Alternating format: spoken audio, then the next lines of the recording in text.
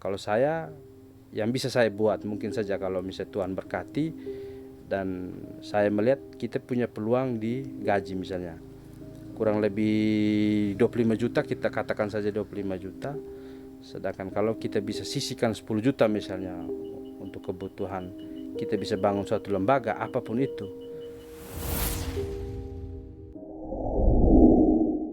Selamat malam sahabat Tuki Api dimanapun Anda berada. Salam jumpa lagi bersama saya Vian N dan teman saya Guru Ari.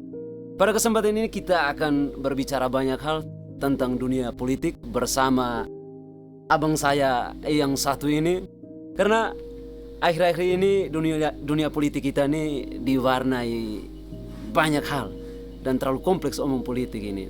Dan sebelumnya saya sampaikan terima kasih banyak pada teman-teman sahabat Tuki Api dimanapun Anda berada yang sudah support kami sampai dengan saat ini dengan cara like, comment, share, dan subscribe.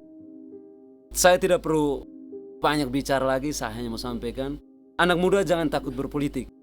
Oleh karena itu, pada kesempatan ini saya berikan waktu seluas-luasnya kepada abang saya ini untuk bercerita tentang siapa dia dan apa yang akan dia bagikan. Teman-teman silakan simak bersama. Oke, baik, terima kasih. Selamat malam untuk sahabat Tuki Api, Pak Vian dan teman-teman. Selamat malam, Mari. Ya, terima kasih sudah mengundang saya bisa bergabung di, kalau saya lihat ini rumah kreatif ya, kita bisa sebut itu. Jadi saya sangat apresiasi, sangat berterima kasih teman-teman sudah mengizinkan saya untuk bicara beberapa hal atau banyak hal di Tuki Api ini. Jadi banyak juga banyak ya. Mungkin saya mulai dengan perkenalkan ya. Perkenalkan nama. Nama lengkap saya Petrus Nunuruto, biasa disapa Ari Ruto. Saya asal dari Kelurahan Lape, Mbai, ibu kota lah. Kita kebetulan teman-teman, kalau Pak Fian sering ke Mbai, biasa kita sama-sama ketemu. Tidur di rumah juga. Tidur di rumah malah ya. Jadi saya mencoba untuk menjelaskan apa yang kemudian mengantar saya sampai pada titik mengambil, menurut saya sih saya sedang mengambil keputusan besar maju dalam kontestasi politik. Tahan dulu Om, jangan buru-buru. Tahan dulu itu jangan dulu. Simpan ya itu. Ini ya Om Ari, panggilannya Om Ari ya, dari Lape. Saya yakin teman-teman di Mbai tidak terlalu asing dengan Om Ari ini karena hampir setiap hari di depan rumah dan di lapangan tuh kalau ada jemur kemiri, itu gudangnya di mana itu di Om Ari. Ya. Masih main kemiri juga Om? Ya, sekarang masih main tapi kemiri, ya. Secara pasif, sudah tidak aktif kayak kemarin. Seperti kemarin ya. Setelah Otto terbakar tuh. Itu sangat disayangkan ya. Saya dengar cerita nih Om Ari ini dalam perjalanan musibah terjadi di Om Ari, anak muda yang punya potensi mengalami musibah karena kendaraannya yang muat hasil ya. Muat hasil harus terbakar di jalan. Ini pengalaman yang mendorong Om Ari untuk terus berjalan sampai dengan saat ini, terus berproses, terus berusaha. Nah Om Ari ini Om Ari sendiri berbicara tentang Om Ari ini sampai tertarik di dunia seperti yang Om Ari jalani saat ini. Kita mau lihat perjalanan pendidikan juga itu sangat mempengaruhi soal ini. Ya. Biar orang-orang yang mau pilih Om Ari itu mereka lihat kemampuan Om Ari ini apa sebenarnya.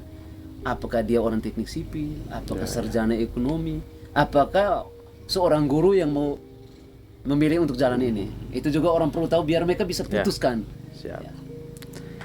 Saya pengalaman pendidikan, saya S1 ekonomi, sarjana ekonomi, karena memang latar belakang keluarga di wira swasta. Bapak saya pengusaha, petani juga. Jadi kami lebih kepada diarahkan oleh orang tua ke ekonomi sebenarnya.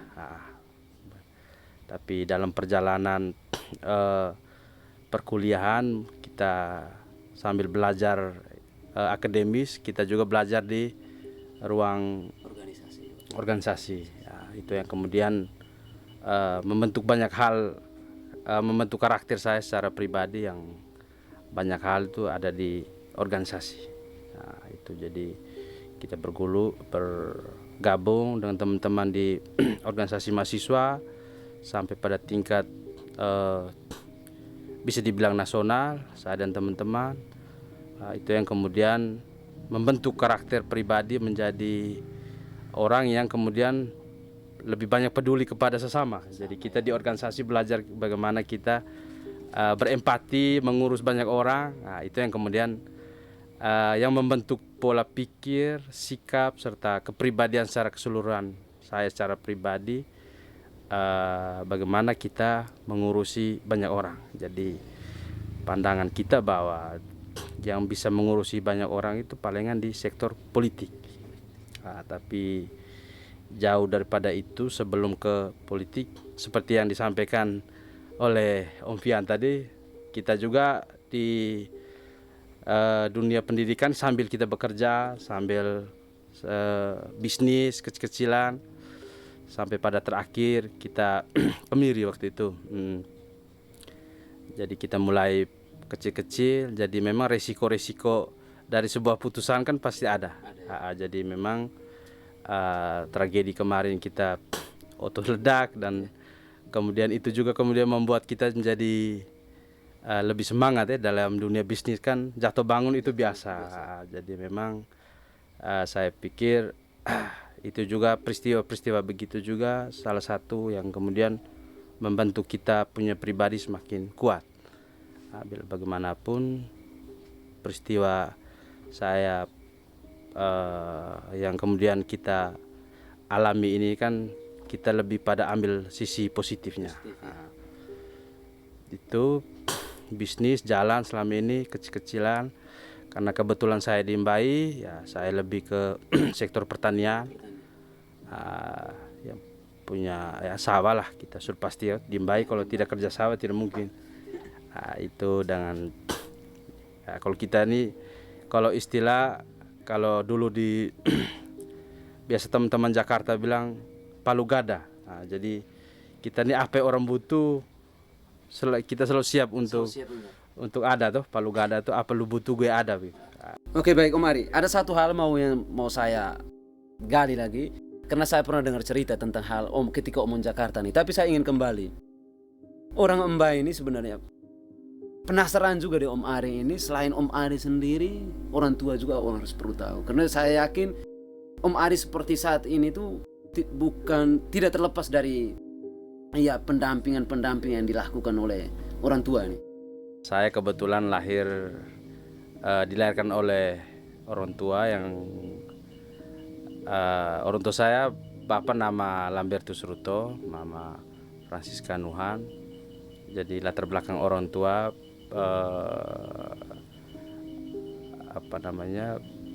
wira swasta, yang kemudian masa kecil kami itu selalu disiplin dengan waktu. Orang tua selalu diajarkan kita soal pentingnya waktu, biasa bangun pagi ke sawah, ke sekolah. Artinya karakter kalau dibilang karakter petarung kita tuh dilahir dari orang tua, didikan orang tua di rumah sampai pada tingkat kuliah di organisasi, dan sampai sekarang yang saya secara pribadi geluti dunia bisnis dan politik. Jadi itu yang kemudian ya itu membentuk saya secara pribadi bagaimana kita mau mengurus banyak orang. Jadi kebetulan saya juga orang tua juga sering atau ya bisa dianggap tokoh yang mengurusi banyak orang. Jadi mungkin itu gen juga yang kemudian kita secara naluri terpanggil untuk mengurusi banyak orang, dan wadah yang layak untuk itu saya pikir di politik. Jadi di politik kita bisa bicara, berbuat lebih banyak. Jadi hari ini kan tuntutan kita bagaimana satu-satunya jalan kesejahteraan, jalan perbaikan itu hanya dengan politik. Oke, ini ya Om Ari, saya sering di Facebook Om Ari sering posting sosok bapak gini ya. Iya, saya juga memang pengen cari tahu soal Batak ini di dalam kedudukan di dalam budaya itu sendiri. Tapi itu saya yakin di momen-momen lain seperti rencana-rencana kita ya. Kita sering bertemu, sering omong bicarakan tentang hal ini, tentang lape itu sendiri. Ya, saya Om Ari ini sering ya berdiskusi soal ini. Ada beberapa ya dibilang ya kerjaan kecil-kecilan lah untuk membuat ini nih. Tapi ya menarik Om bicara itu. Tapi saya mau ada satu hal yang buat saya ingat dari Om Ari bilang karakter yang dibentuk oleh orang tua, salah satunya kedisiplinan soal waktu dan lain-lain, dan menanamkan rasa empati untuk melayani banyak orang. Dan itu saya ingat satu momen pernah Om Ari cerita ketika Om Ari ke Jakarta. Ada momen di mana Om Ari itu benar-benar seperti seorang diri saja dan mengalami ya harus membuat keputusan. Ya waktu itu ya mungkin Om Ari harus menceritakan soal ini biar orang oh ternyata sebelum seperti ini Om Ari pernah mengalami momen-momen seperti ini. Ya, memang yang kemudian mengantar saya ke Jakarta itu organisasi sebenarnya. Memang saya tidak secara lama di Jakarta, tapi karena kita berorganisasi, kita terkesan sering pulang pergi. Niatnya dulu S2, tapi karena panggilan dari kampung lebih besar, jadi tapi momen yang singkat di Jakarta itu yang kemudian membuat saya dapat pelajaran lebih banyak soal bagaimana daya saing yang begitu ketat di Jakarta, terus bagaimana kita harus berjejaring ya. Kita bertahan hidup di kota besar ini kan satu-satunya cara dengan berjejaring, berteman dengan siapa saja, dan yang pastinya kita harus lebih banyak berbuat baik ya, karena biar kita bisa dapat bantuan. Dulu kita masih, kalau saya dan teman-teman kita dulu masih susah di Jakarta. Pertama saya pikir itu yang kemudian membentuk bagaimana jiwa petarung kita itu diasah di situ. Hanya memang tidak begitu lama, tapi saya rasa momentum itu sangat membentuk kepribadian saya. Jadi waktu itu ketika orang tua suruh balik, saya harus pulang. Tapi dengan posisi kita artinya kita sudah bisa melihat peluang yang besar kalau kita sering bilang kalau Jakarta itu samudra. Jadi kita yang dari kampung ini kan biasa dibilang ikan di kolam. Jadi ketika ikan di kolam berenang di samudra, ya banyak yang bisa kita lihat, pesaing kita banyak. Tapi di situ muncul jiwa kompetitor, jiwa petarung yang kemudian kita ya bawa ke kampung. Kita bisa berbuat banyak hal lah dengan jejaring yang kita sudah bentuk di Jakarta. Itu. Ya, oke Om Ari. Ketika Om Ari berbicara jejaring ini memang anak muda sekarang tuh dituntut harus bisa berjejaring, dan itu yang ditunjukkan oleh Om Ari sampai saat ini. Dan itu beberapa postingan Om Ari di Facebook, ya saya sering ikuti di story WhatsApp. Habis itu di beberapa media Om Ari ya ketemu beberapa tokoh-tokoh penting ya, salah satu dengan orang nomor 1 RI waktu itu di Ende. Ya dari ya Om Ari bisa ceritakan sedikit salah satu relevannya Om Ari itu bagaimana Om Ari membangun jejaring itu. Ya semua itu kan ada kepentingan, tapi bagaimana Om Ari bisa membuka pemahaman anak muda bahwa di dunia serba instan sekarang ini berjejaring itu tuh penting. Bagaimana Om Ari bisa sharing soal ini nih? Ya, yang pertama mungkin bisa dibilang intinya dari pribadi ya. Kita dari kampung, tapi jangan sampai kita takut dengan artinya dengan dunia yang lebih luas. Jadi tidak ada yang tidak mungkin. Percaya diri itu penting. Jadi tekad yang kuat itu yang kemudian membuat kita percaya diri dan bermimpi untuk artinya bisa melakukan sesuatu hal yang besar, termasuk dengan kita membentuk jejaring yang sampai pada tingkat nasional seperti yang dibilang tadi. Itu mulai dari organisasi tadi, kita bergaul dengan banyak orang dan siapa saja masuk dalam relawan, dalam partai. Kalau dengan RI 1 kemarin kita di ND itu hanya karena kita punya akses masuk lewat relawan. Jadi saya kebetulan ketua BARJP, Barisan Relawan Jokowi Presiden di Nagikeo.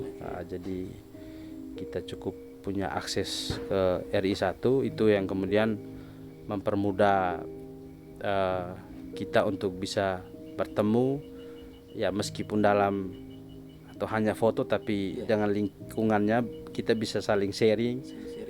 Waktu kalau pengalaman di ND kemarin kan kita bisa kemarin sempat kita bicara dengan beberapa staff yang itu soal saya menjelaskan soal menggambarkan Mbai sebagai ibu kota masa depan tuh waktu itu, soal irigasi, soal waduk Lambo itu ada di berita, itu soal ini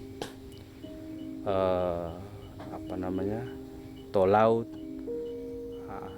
soal ini pertanian, food estate kalau tidak salah, kita sempat bicara itu. Tapi ya namanya kita anak muda, soal beliau mau dengar dan tidak, tapi kita omong saja apa yang kita pikirkan, karena memang kita punya semangat. Intinya gagasan kita tersampaikan meskipun mungkin saja dalam kesibukan beliau tidak dengar, tapi saya pikir lewat media juga kemarin kita backup, ya pasti beliau dengar. Ya, itu juga kemudian mengantar saya waktu itu baru beliau datang juga kita punya akses masuk karena pertemanan tadi kita bilang, jejaring yang kita rawat. Dan saya selalu percaya, berprinsip bahwa jaringan itu, pertemanan itu lebih dari apapun, termasuk dengan uang. Jadi kita segala sesuatu itu kalau jaringannya bagus, pertemanannya bagus, artinya ada yang bilang kita ini kan siapa dengan kita berteman, siapa yang kita berteman dengan siapa kita berteman dengan apa buku apa yang kita baca, biasa begitu. Jadi itu yang membentuk kita punya kepribadian. Jadi kebetulan saya secara pribadi menempatkan diri saya lebih kepada membuka jaringan yang lebih luas ke level atas, karena biar bagaimanapun jejaring itu sangat penting menurut saya. Itu. Ya.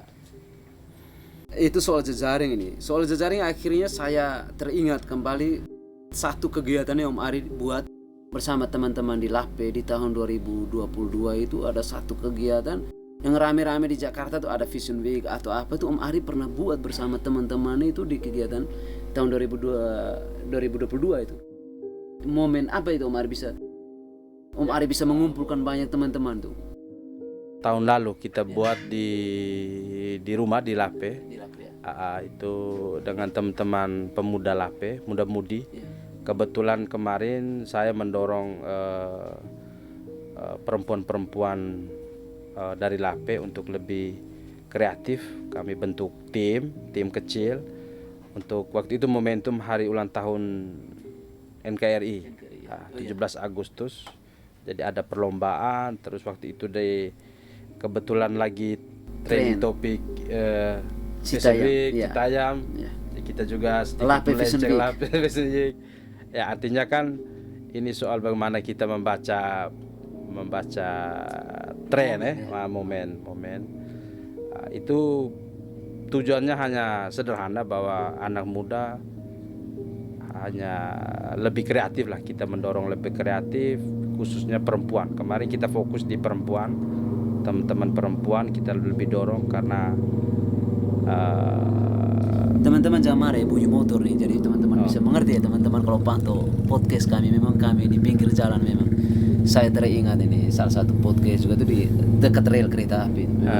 Kurang ajar betul. Oke, mari. Terus itu namanya, ya artinya menurut saya bahwa keistimewaan dari orang muda ini kan sebenarnya idealis dan kreativitasnya. Jadi orang muda itu terkenal dengan idealisme dan kreativitas. Jadi kalau orang tidak lupa muda, juga mereka kadang lebih realistis juga. Ya, ya di zaman sekarang orang lebih realistis. Realistis. Tapi ide itu perlu memang. Ide, ya kita ini kan dituntut oleh ide, pikiran ya. Jadi apapun itu, ide itu menjadi penting kalau untuk orang muda menurut saya. Karena yang kita punya hanya itu.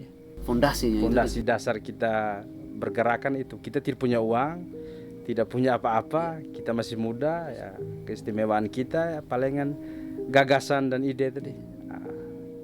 Nah, baik Om Ari. Ketika Om Ari ya kita berbicara tentang anak muda yang harus bisa berjejaring di dunia yang penuh tuntutan ini, yang hari semakin kompleks ini. Nah, ketika di tahun-tahun politik ini, bagaimana Om Ari melihat keterlibatan anak muda itu di dunia politik itu sendiri ya? Sebelum kita berbicara tentang lebih jauh tentang Om Ari sendiri dalam dunia politik, Om Ari melihat dari kacamata Om Ari sendiri melihat bagaimana anak muda kita hari ini, apakah mereka masih apatis dengan politik atau bagaimana menurut Om Ari? Ya, pengalaman 2019 di saat pilkada waktu itu, saya pikir itu momentum yang menurut saya sangat ideal karena di situ peran orang muda waktu itu di pilkada itu sangat besar. Bagaimana memenangkan gerakan perubahan. Waktu itu kita membangun sebuah gerakan perubahan. Coba apa yang kita sebut nama? Jadi waktu itu kita membangun sebuah gerakan yang namanya gerakan perubahan. Jadi dengan gerakan itu kita mengkonsolidasi semua anak muda, kampus-kampus yang terdekat dan anak-anak muda yang kita melihat bahwa pesta demokrasi inilah sebenarnya pesta rakyat. Ini yang saya coba bicara dari 2019 ya, yang kita buat gerakan ini. Jadi pemahaman kita terhadap demokrasi waktu itu adalah pesta rakyat, pesta 5 tahun sekali, dan namanya pesta itu harus sukacita, tertawa, kita senang, dan waktu itu kita membangun sebuah suasana kegembiraan yang kemudian mempelopori suatu gerakan perubahan yang ikon waktu itu kebetulan Pak Bupati hari ini Johannes Don Bosco dan Pak Marianus, yang waktu itu bisa dibilang kemenangan beliau ini adalah kemenangan anak muda. Saya bisa bilang begitu karena saya terlibat aktif dan sangat mempengaruhi gerakan itu. Waktu itu saya dan teman-teman beberapa menjadi inisiator gerakan. Jadi setelah beliau menang itu kita merasa bahwa anak muda di Nagih Kiau ini sudah mulai melek politik, dan di situ kita membuat suatu pencerahan bahwa anak muda bukan lagi bagian dari tujuan pembangunan, tapi dia harus menjadi pelaku, subjek pembangunan. Jadi itu yang diimplementasikan oleh mungkin kebijakan-kebijakan yang kita bisa lihat selama ini, gerakan Horti, gerakan ini segala macam yang dibuat oleh beliau. Tapi dalam yang lebih luas itu hari ini kita mencoba, kalau dulu kita anak muda membuat suatu gerakan yang kemudian dimotorik oleh beliau berdua yang notabene-nya kalau bisa dibilang orang tua ya. Tapi kita mengapresiasi pikiran perubahannya beliau berdua.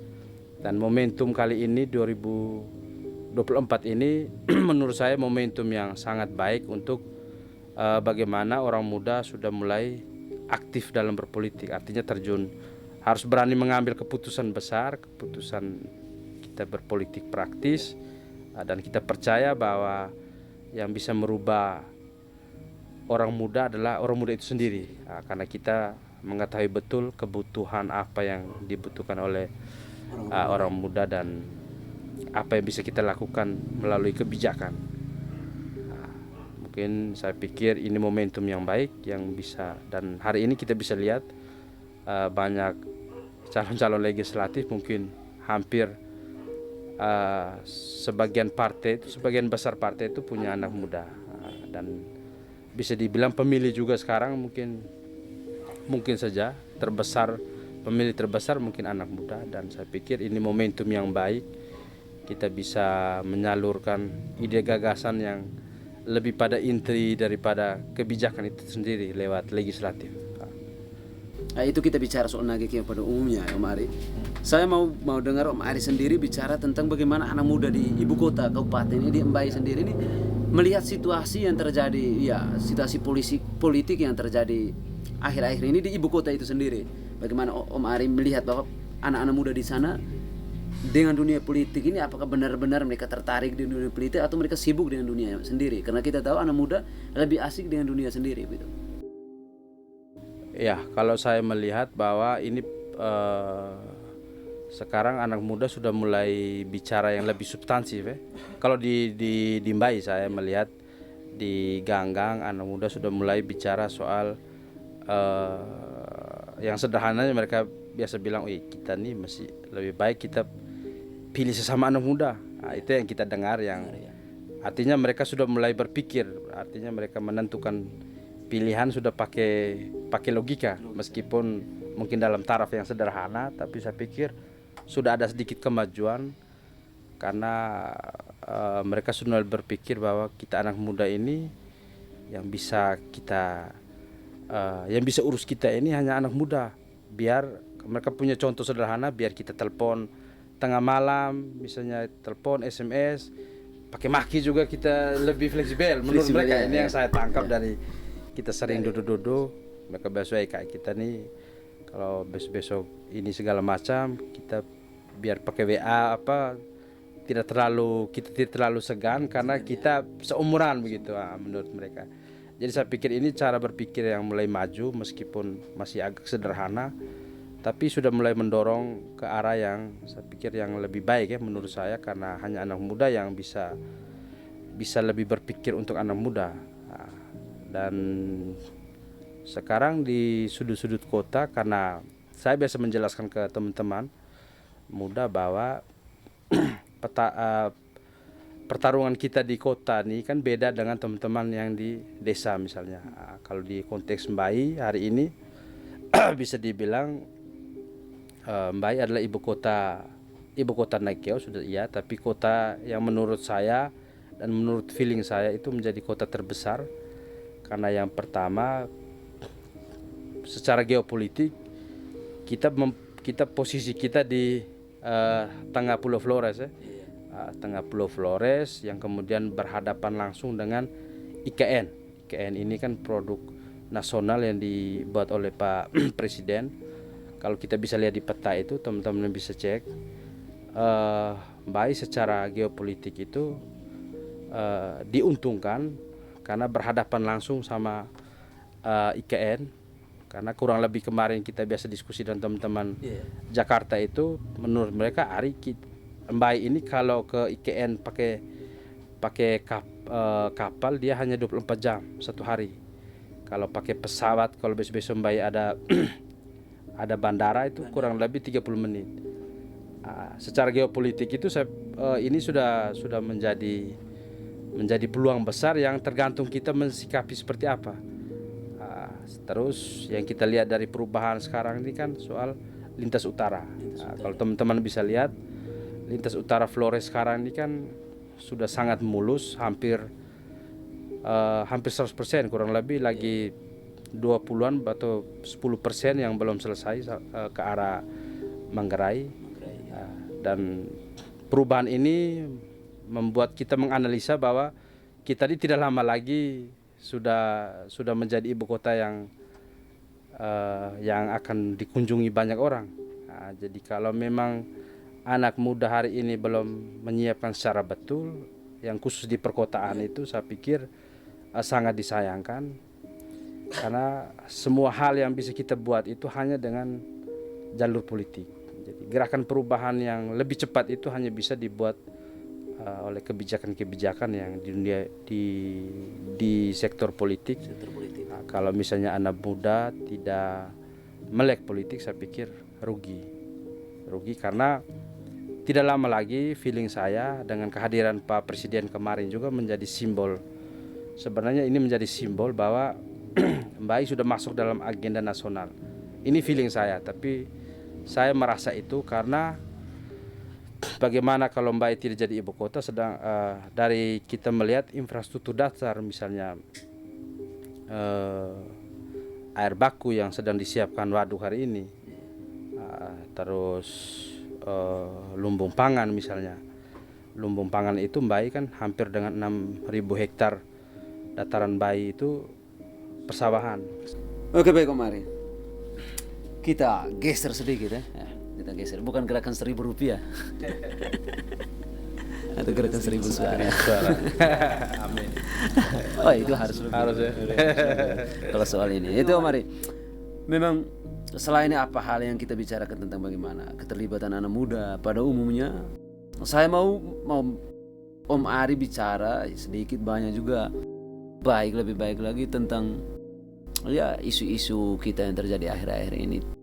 Bagaimana keterlibatan perempuan itu sendiri, bagaimana Om Ari menempatkan mereka, ya bagaimana harus menempatkan melihat itu bahwa perempuan juga harus terlibat, dan bagaimana Om Ari menyiapkan ruang itu, dan itu sudah terjawab ya. Om Ari mulai kerja itu 2020 di Agustusan itu Om Ari sudah memberikan kesempatan bagaimana teman-teman perempuan di Lape itu tuh membuat suatu kegiatan dan diinisiasi oleh Om Ari dan mendorong mereka bagaimana berkreativitas di situ dan punya inovasi. Om Ari bisa bicarakan itu juga. Untuk soal perempuan ya, dalam pemahaman saya pribadi melihat perempuan itu kan dari perspektif budaya misalnya kan, perempuan itu lebih begitu kaku. Kalau untuk budaya kan orang tahu bahwa perempuan hanya urus di dapur misalnya.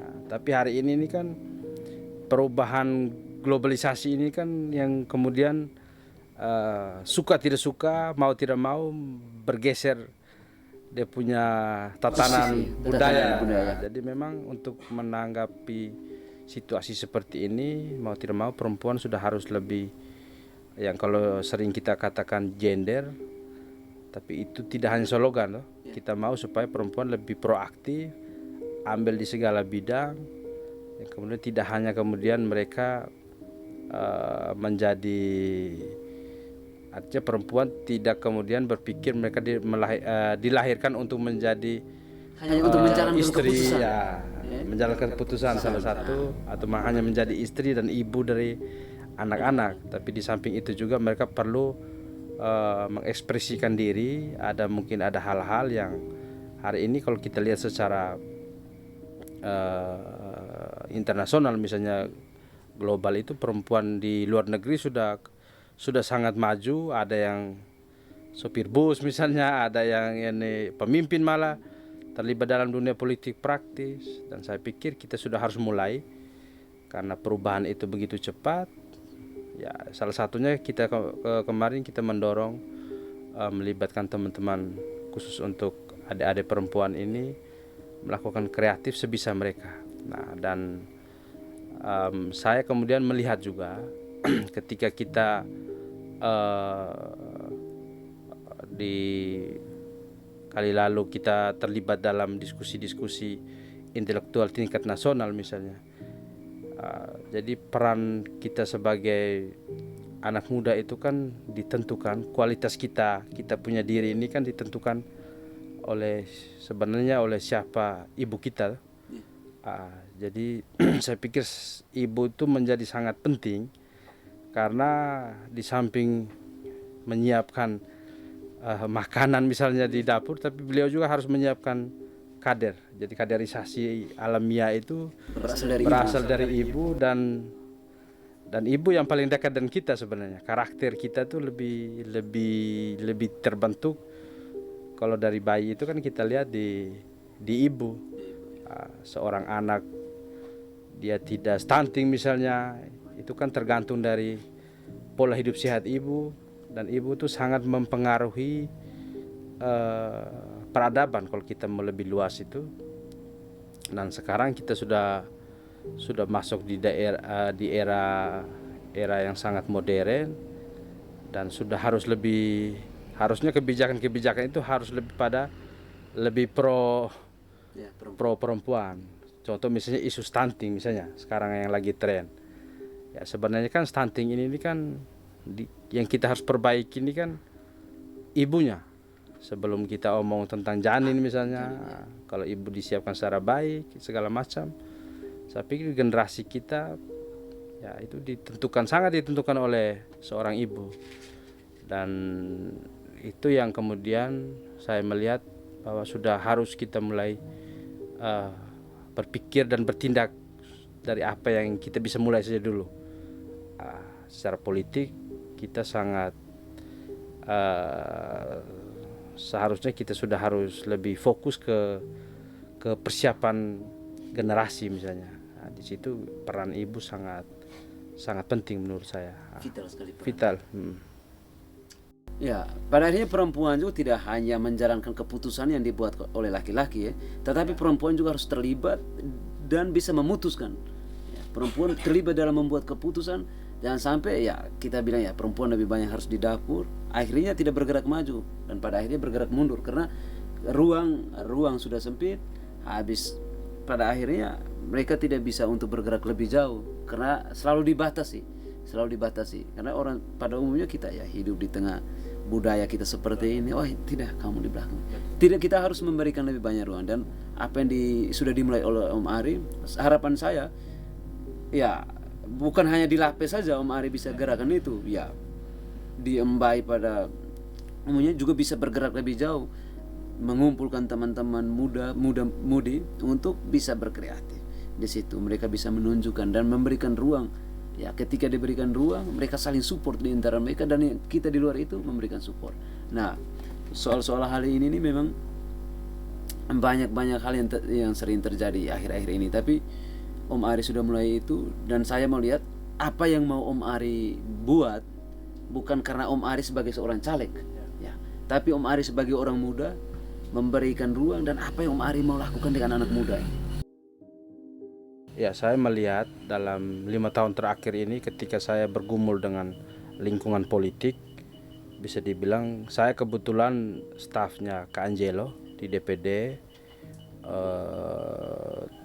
terlibat juga secara pasif di kepemerintahan daerah di Pemda Nagekeo, meskipun kita tidak aktif tapi kita terlibat dalam sedikit banyaknya dalam perencanaan misalnya diskusi-diskusi dengan para senior. Jadi saya melihat ini menjadi sebuah momentum yang baik dan yang kemudian membuat kita berani untuk mengambil langkah besar maju di politik. Jadi memang selama ini yang kita buat itu di luar ruangan, istilahnya di luar sistem itu kan tidak seoptimal yang kita harapkan. Misalnya lobby kita meskipun punya pertemanan, punya jaringan luas, tapi kita tidak pada posisi yang tepat juga, itu menjadi satu kendala. Misalnya kita punya kemampuan melobi dekat dengan pemimpin misalnya, tapi ada ruang di mana yang kita tidak bisa intervensi. Artinya ruang mengambil keputusan politik itu kan di ruang DPR dan itu biasanya disebut dengan ruang paripurna. Ruang paripurna ini kan ruang sakral yang harusnya itu kan ruang sakral yang penentu kebijakan suatu daerah atau suatu kawasan. Jadi di situ meskipun kita jago, kita punya pertemanan, jaringan yang luas, kita tidak bisa masuk di situ tanpa kita berpolitik tadi.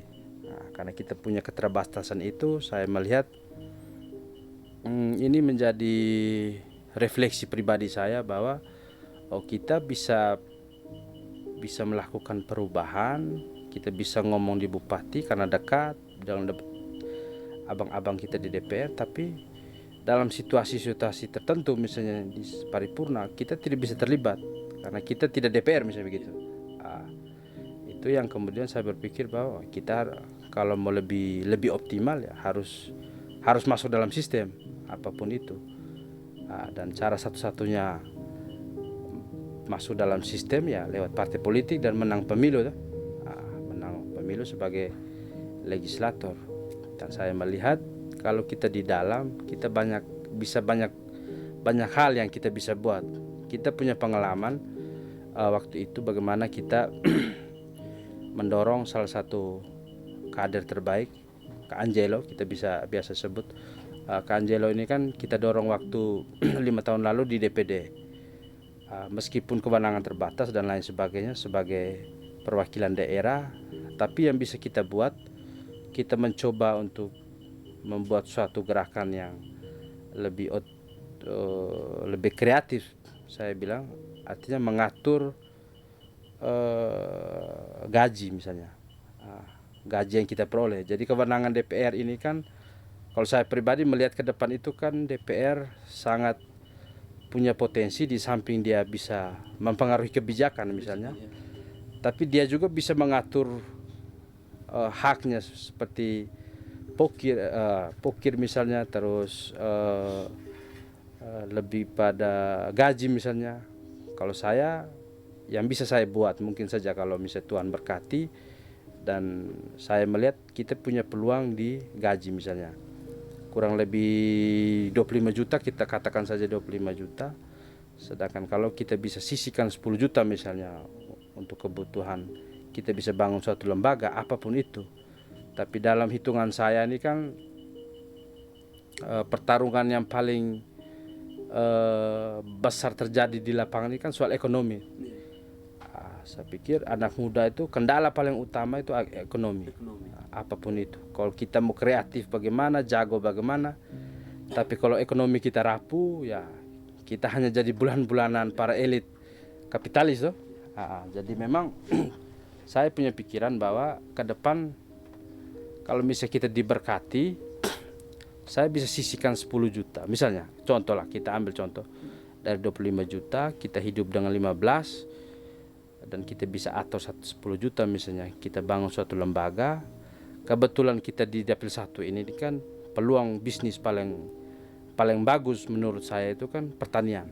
Karena kita punya lahan kita punya, kita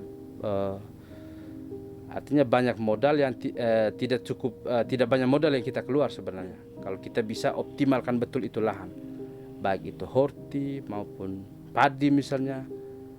Secara politik kita bisa di samping kita bisa mengatur kita punya gaji. Kalau saya membayangkan kalau kita buat satu lembaga misalnya, contoh saja koperasi misalnya, atau lembaga apa saja yang kita bisa buat untuk mendorong permodalan misalnya, ya itu kan lebih efektif untuk kita arahkan ke orang-orang muda untuk partisipasi ke pangan. Karena saya melihat bahwa peluang masa depan ini ada pada pintu masuk Flores, yakni Labuan Bajo. Jadi kebutuhan pangan Labuan Bajo itu sangat besar, dan Bai salah satu daerah atau mungkin satu-satunya daerah yang sangat berpotensi untuk mensuplai itu. Hanya karena sekarang belum kita optimalkan secara baik.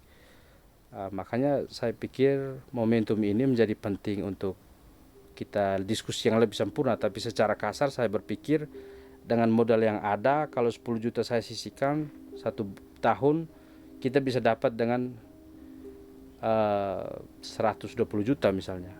Saya pikir kita bisa main, contoh misalnya kita bisa kerjasama dengan salah satu hotel di Labuan Bajo untuk salah satu jenis misalnya sayur atau buahan yang kita bisa tanam di lahan kita tuh.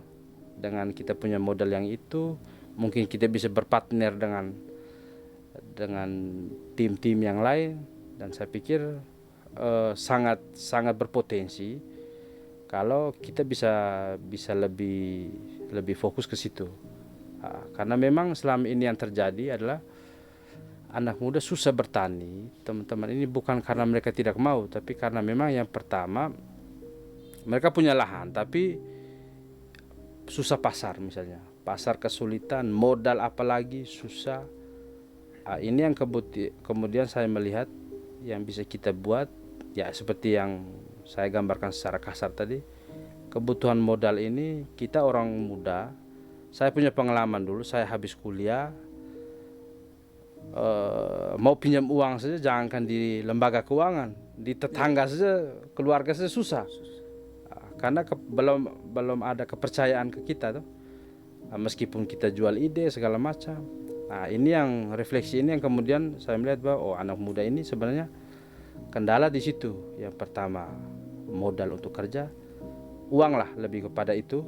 Terus kebun ada, tinggal kita memastikan pasar. Jadi hari ini ya saya perlu kita melihat bahwa kepastian pasar kita sebenarnya sudah ada, hanya tinggal bagaimana kita membangun jejaring tadi, jejaring komunikasi dan konsisten. Artinya kerjasama itu kan butuh konsisten, dan saya pikir ini peluang masa depan yang bisa kita ambil salah satunya. Dan saya kemudian kalau bisa diberkati ya saya mencoba untuk mengurusi ini di samping kita bicara lebih banyak hal. Saya pikir kalau infrastruktur dan lain sebagainya ya itu normatif, dan bagi saya di ibu kota saya pikir tidak terlalu bermasalah kalau ngomong soal infrastruktur, karena memang bagaimanapun ibu kota sudah pasti infrastrukturnya harus lebih terjamin lah. Itu ini soal ekonomi, karena tantangan terbesar di ibu kota itulah ekonomi. Orang-orang kita kalau kita tidak siapkan secara betul ekonominya, apalagi anak muda, kalau tidak disiapkan betul ya dia akan jadi minder, atau itu tadi satu-satunya jual lahan atau gade atau pergi merantau. Itu yang kemudian risiko-risiko yang bisa kita lihat dan peluang yang bisa kita ambil. Untuk saat ini saya melihat itu sebagai peluang yang bisa kita buat. Kita pun tidak bisa buat banyak kalau kita tidak punya akses kekuasaan sebenarnya. Ini meskipun kita hebat bagaimanapun, karena orang muda ini hanya dengan bekerja sama. Jadi kalau kita bisa bekerja sama, bisa saling support, saling dukung, saya pikir tidak ada masalah. Kalau ide ini kita bisa dorong betul ya saya pikir mungkin salah satu yang bisa kita buat, dan kedepannya mungkin lebih besar lagi kalau kita serius soal ini. Karena di Mbai itu peluangnya hanya itu yang menurut saya, penghematan saya, karena kita punya lahan yang luas, tinggal kita bagaimana kita mengelola itu dengan sistem yang baik, tata kelola yang bagus, dengan modal yang mungkin saja kita bisa bantu sedikit dari yang dibutuhkan mungkin, atau kita mulai dulu yang kecil. Kalau kita punya kepastian pasar, namanya kepastian pasar ini kan berarti kerjasama, MOU dan lain sebagainya, menjaga kualitas, menjaga konsisten pasokan misalnya. Itu yang mungkin ke depan yang bisa bicara banyak, dan bisa kita bisa berbuat banyak di situ. Oke, Mari. Ya, artinya ketika anak muda diberikan kesempatan seperti yang Om Ari alami saat ini ya, ketika Om Ari berbicara soal ini, anak muda harus bisa berani memberikan kepercayaan. Ya, mereka harus bisa berani memutuskan. Dan kita berbicara panjang lebar tentang Om Ari ini caleg, ya. Tapi orang juga pengen tahu, caleg dari tadi, orang penasaran. Dapil berapa? Setelah itu baru ini nomor urut berapa? Dari partai mana? Dan kita mau bicara itu, Om Ari. Kita mau bicara itu. Dan saya pengen Om Ari bisa berbicara tentang bagaimana karir politik Om Ari ini sampai dengan detik ini, dan kenapa harus memilih partai ini, dan kenapa Om Ari harus memilih berpolitik praktis. Nah, itu pertanyaan yang sering saya sampaikan kepada teman-teman caleg lain juga ketika mereka datang ke podcast Tuki Api. Ya, memang karir politik saya itu tadi, kita terbina di organisasi. 5 tahun lalu kita memenangkan beberapa pertarungan, DPD misalnya ke Angelo kita menangkan, terus di daerah misalnya Pak Bupati dan Pak Wakil hari ini kita menangkan. Dan saya melihat itu ketika kita berjibaku di dalam kepemerintahan, ya peluang yang kemudian saya harus ambil adalah melibatkan diri dalam sistem. Yang bisa kita libatkan diri ya hanya dengan politik lewat parpol. Kebetulan juga kita dipercayai mengurusi partai politik Nasdem.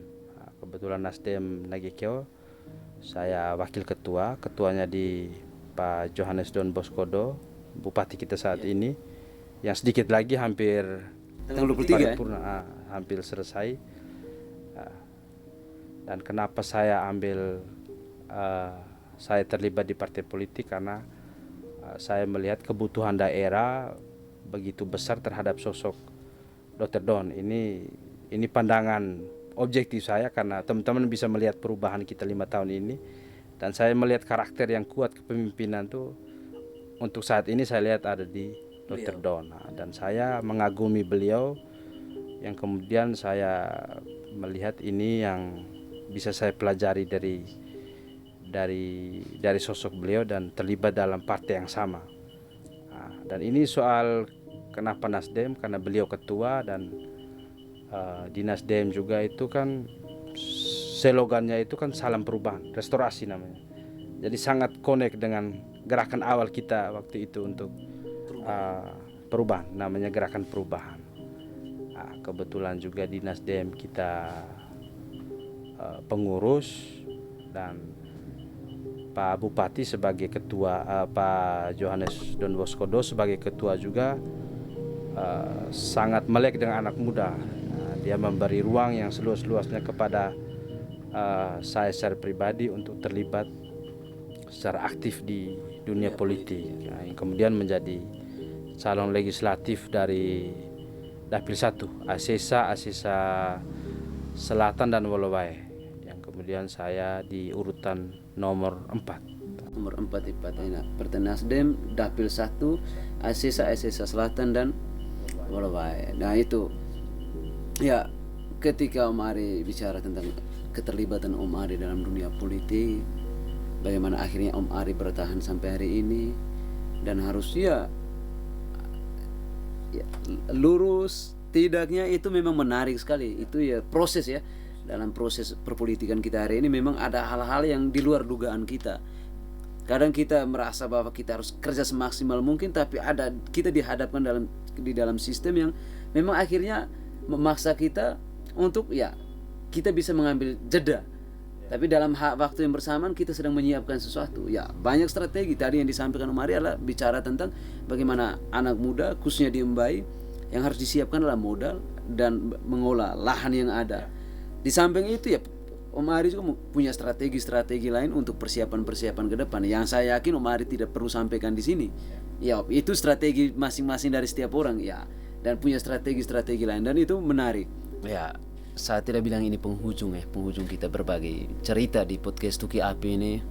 Tukar ide asik penuh inspirasi. Mungkin teman-teman Om Ari yang datang ini mungkin penasaran, pikirnya Tuki Api itu kasih nyala api ya. Saya lupa jelaskan di depan tadi. Memang sebelum saya minta Om Ari bicara sedikit, biar Om Ari punya teman-teman yang ikut juga, ada 3 orang yang datang juga nih. Saya mau sampaikan bahwa Tuki Api itu adalah singkatan tukar ide asik penuh inspirasi ya. Itu kalau mungkin teman-teman berpikir Tuki Api mungkin kasih nyala api ya. Satu sisi bisa kita memantik itu tuh. Nanti Om Ari ya, kita berbicara banyak hal tentang apa yang mau Om Ari lakukan ketika Om Ari dipercayakan untuk boleh duduk di kursi empuk ya, bisa dikatakan, walaupun di dalam itu sebenarnya panas sekali itu ya kalau bilang kursi empuk. Tapi sama Om Ari ya bisa sampaikan apa yang mau Om Ari harapkan dari pemilihnya Om Ari di Dapil 1 ya Om Ari. Ya, Om Ari bisa sampaikan itu, dan harapan-harapan Om Ari, dan bagaimana meminta dukungan dari anak muda, orang tua. Pasti itu Om Ari pengen sampaikan itu juga. Ya, oke, terima kasih. Ini mungkin sesi terakhir, tapi yang perlu saya tambahkan dari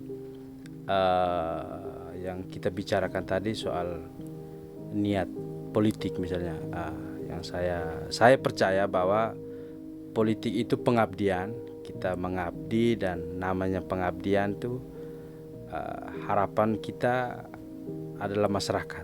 Jadi yang kita urus masyarakat, dan semua itu tergantung niat. Saya percaya bahwa niat yang baik akan menemukan jalan yang baik juga. Tapi kalau misalnya kita punya niat yang tidak baik, mungkin saja kita akan dipersulit, kita akan temukan banyak persimpangan jalan. Tapi saya percaya politik adalah satu-satunya cara bagaimana kita merubah banyak orang.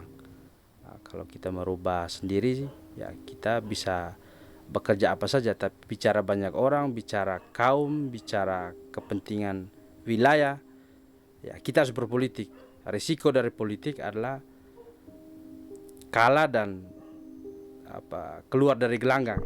Tapi saya percaya bahwa proses yang baik akan berbuah baik, dan niat yang tulus akan menemukan jalannya sendiri, dan resiko-resiko itu saya ambil, dan saya percaya bahwa masyarakat akan mengerti apa yang kemudian menjadi niat baik saya secara pribadi, dan saya berharap saya bisa dipertimbangkan, dipercayai menjadi salah satu sosok yang bisa masuk dalam sistem politik Nagkeo, bisa menjadi legislatif. Mungkin harapan saya masyarakat Dapil 1 Aceh Selatan Molobai, terutama anak-anak muda, bisa kita bisa bersama membangun, kita saling percaya. Kalau mempercayai saya memastikan untuk bisa berbuat seperti yang saya bicara tadi. Sedikit banyaknya pasti saya berbuat banyak untuk kaum dan wilayah kita, khusus untuk anak muda, seperti yang tadi saya sampaikan. Terima kasih teman-teman sahabat Tuki Api dimanapun Anda berada. Itu tadi sesi bincang saya bersama Om Ari Ruto dari Lape, dari Dapil 1 Aceh Selatan dan Molobai. Harapan saya teman-teman, anak muda jangan takut berpolitik selama kita masih punya niat baik. Berpolitiklah secara bijak, dan saya yakin apa yang kita harapkan, apa yang kita impikan bisa tercapai apabila kita punya ketulusan dalam pengabdian. Salam jumpa di kesempatan yang lebih aduhai bersama narasumber-narasumber yang teman-teman percayakan kepada kami. Salam jumpa dan terima kasih.